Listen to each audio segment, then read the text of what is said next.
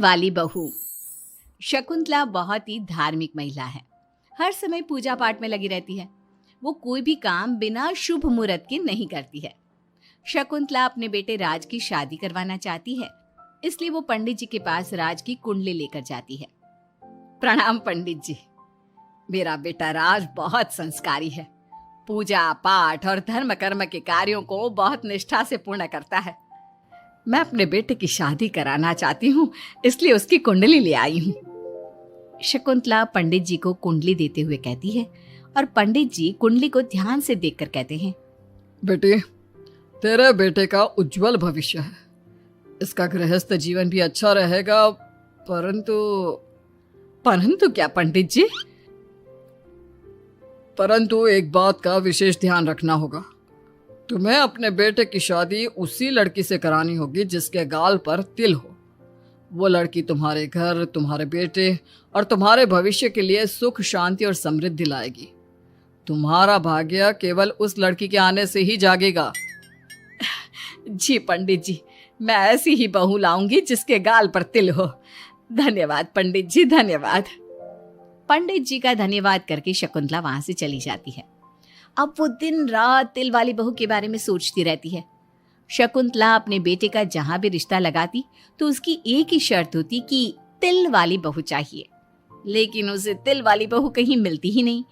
एक दिन अपनी माँ को इस तरह से परेशान देखकर राज कहता है, माँ, आप मेरे लिए तिल वाली लड़की क्यों देख रही हैं? अरे क्योंकि पंडित जी ने बोला है, वो तुम्हारे और इस घर के लिए भाग्यशाली साबित होगी। माँ, मैं एक लड़की से प्यार करता हूँ। आप मेरी शादी उस लड़की से करा दो ना। उसके गाल पर तिल होगा तभी मैं तुम्हारी शादी उससे कराऊंगी, नहीं तो भूल जाओ उस लड़की को।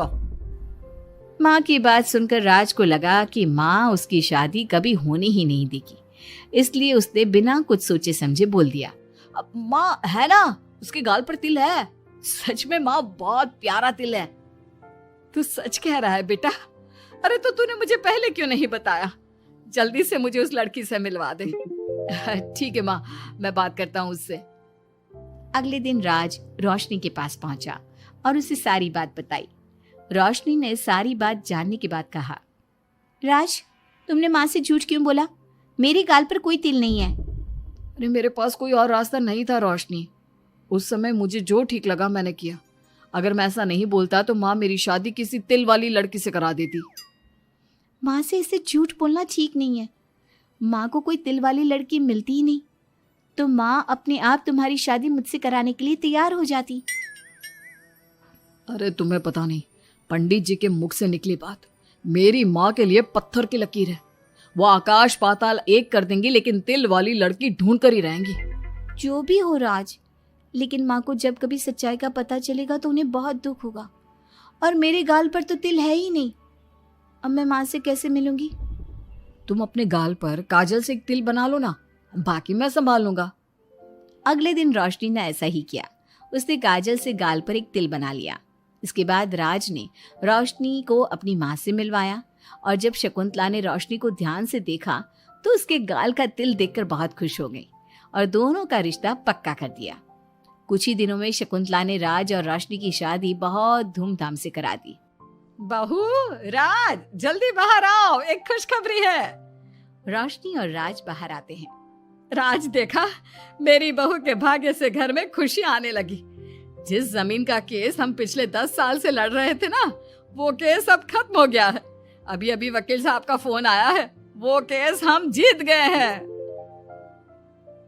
माँ, ये तो बहुत अच्छी खबर है। ये सब आपकी मेहनत का फल है। आपने इस कोर्ट केस के चक्कर में बहुत मेहनत की है।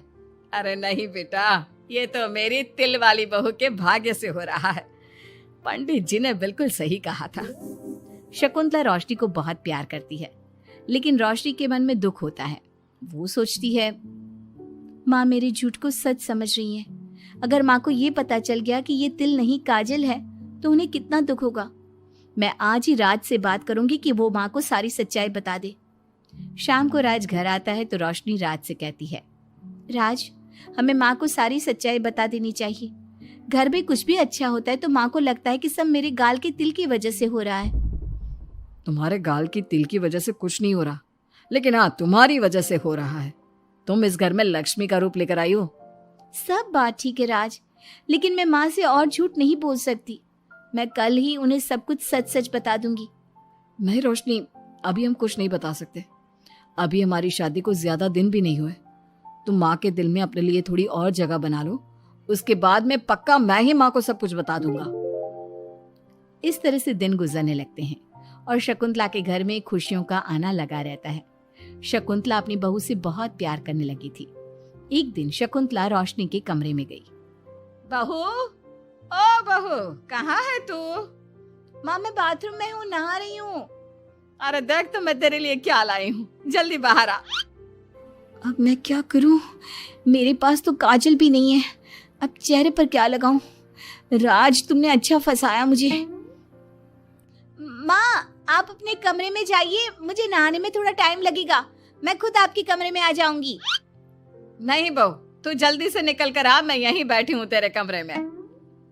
जब रोशनी को इस बात का एहसास हो गया कि उसकी सास कमरे से नहीं जाएगी, तो उसने अपने गीले बाल एक तरफ कर लिए और बालों से अपना आधा चेहरा छुपाकर बाहर आई। बहू नहा ली तुम? देखो मैं तुम्हारे लिए नई साड़ी और गहने लाई हूँ। आज शाम को बहुत मेहमान आ रहे हैं, मैं तुम्हें सबसे मिलवाऊंगी। मेहमान किस लिए आ रहे हैं माँ? अरे तुम्हें राज ने बताया नहीं बहू? हमारी कंपनी इस साल नंबर 1 की पोजीशन पर पहुंच गई है और ये सब तेरी वजह से हुआ है। चलो मैं चलती हूँ, मुझे शाम की बहुत सारी तैयारी भी तो करनी है। जब शकुंतला रोशनी के कमरे से चली गई, तब उसकी जान में जान आई। शाम को पार्टी में बहुत बड़े बड़े लोग आए थे। शकुंतला ने अपनी बहू को सबसे मिलवाया और उसकी खूब तारीफ की। पार्टी में सब लोग शकुंतला के सक्सेस का राज पूछ रहे थे, तो शकुंतला अपनी बहू और उसके दिल की तारीफ कर रही थी। एक दिन शकुंतला अपने बहू बेटे के साथ घूमने गई। आज हम घूमने आए हैं तो देखो मौसम भी कितना प्यारा हो गया है, लगता है बारिश आने वाली है। शकुंतला के इतना कहते ही जोरों की बारिश शुरू हो गई। रोशनी और राज कुछ सोच पाते इससे पहले ही रोशनी के गाल पर काजल का तिल बह गया और शकुंतला ने ये सब देख लिया। अब शकुंतला के गुस्से की कोई हद ना रही। तूने मुझसे झूठ बोला? तेरी इतनी हिम्मत? कल वही मैंने तुझे इतना प्यार किया, तुझे अपने बेटे से ज्यादा ममता दी और तूने मेरे साथ विश्वासघात किया। मैं तुझे कभी माफ नहीं करूंगी। माँ, इसमें रोशनी की कोई गलती नहीं है। मैंने ही कहा था इसे ऐसा करने के लिए। रोशनी ने कई बार आपको सच्चाई बताने की कोशिश की, लेकिन मैंने हर बार उसे रोक दिया। क्या तूने कहा था? क्यों किया तूने ऐसा? कितना बुरा दिन था वो जब मैंने तुम दोनों की शादी करवाई और तुझे शर्म नहीं आई अपनी माँ को धोखा देते हुए? तो माँ मैं और क्या करता? अब तो पीछे ही पड़ गई थी तिल वाली बहू के। आपको कोई लड़की भी तो नहीं मिल रही थी और मैं रोशनी को बहुत प्यार करता हूँ, उसके बिना नहीं रह सकता। हाँ, तो अब इसी के पास रहे। मैं तुम दोनों की शक्ल नहीं देखना चाहती। ले जा इस झूठी और मनहूस लड़की को मेरे सामने से। माँ, कल तक तो रोशनी बहुत भाग्यवान थी, आज ये मनहूस हो गई। अपनी सोच बदलो माँ, चेहरे के ऊपर तिल होने से कुछ नहीं होता। आपने देखा नहीं, रोशनी के घर आते ही हमारे सारे काम पूरे हो गए। आज हमारी कंपनी नंबर 1 है। अब कब अंधविश्वास करना छोड़ोगी?